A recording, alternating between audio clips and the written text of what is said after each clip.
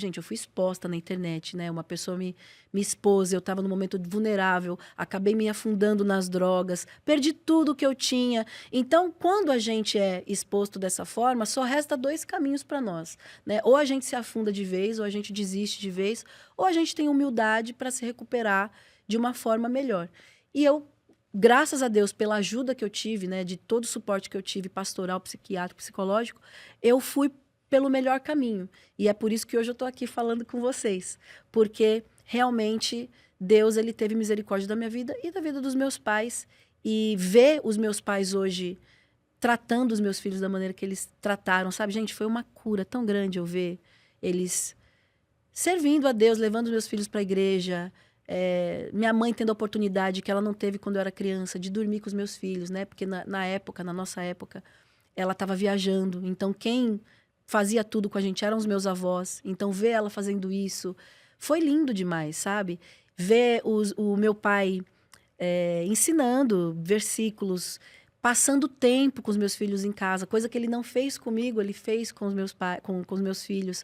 Vendo a maneira que ele quis cuidar de mim também, a maneira que eles quiseram cuidar de mim, para que eu pudesse viver o meu propósito, sabe? Tipo, porque assim, gente, não é fácil a gente ser pastor.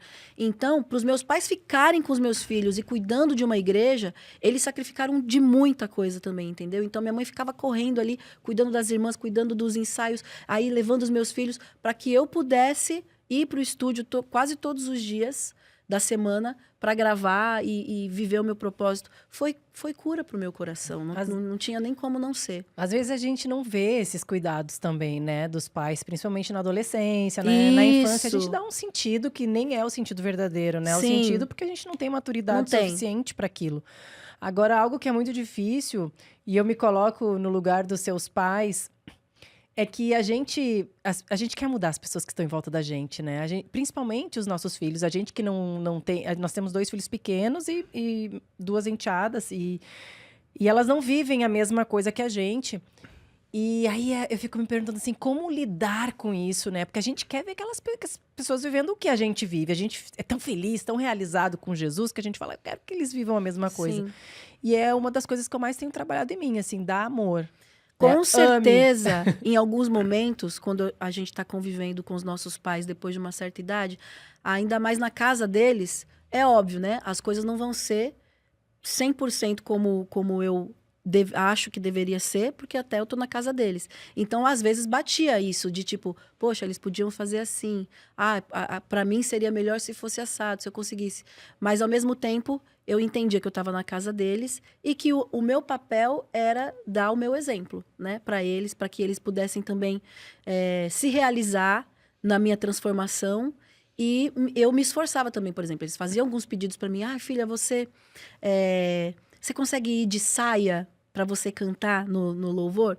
Para mim não faz muito sentido isso, mas eu não tenho que questionar, porque a igreja é deles e Amém. Eu quero servir da melhor maneira. Até que eles não precisaram mais pedir, entendeu? Eles pediram uma vez, aí eu entendi, pronto.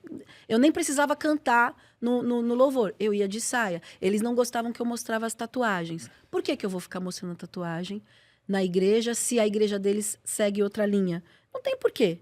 Então, Sim, sabe, exatamente. essas coisas que quando a gente é adolescente, né, a gente quer falar, a gente quer... A rebeldia, né? Deus me ama do jeito que eu sou e amém. Só que é o respeito, né? Saber se adequar em cada ambiente. E eu imagino que eles também deveriam pensar, pô, ela podia fazer isso melhor. E nunca falaram, sabe? Então, tipo, o quanto eu fui ministrada também com o comportamento deles, de apenas me servir no que eu precisava. Porque às vezes é só isso que a gente precisa. A gente não quer ouvir alguém dizendo para nós o que a gente deve fazer. Às vezes a gente está num momento que a gente precisa de ajuda em outras coisas. E foi isso que eles fizeram comigo. Porque o exemplo fala por si só, né? Depois a gente coloca a cabecinha no travesseiro e nós mesmos chegamos nessa conclusão. Poxa, eu poderia ter feito isso melhor. Eles não pediram, mas por que eu não, né? Não custava nada.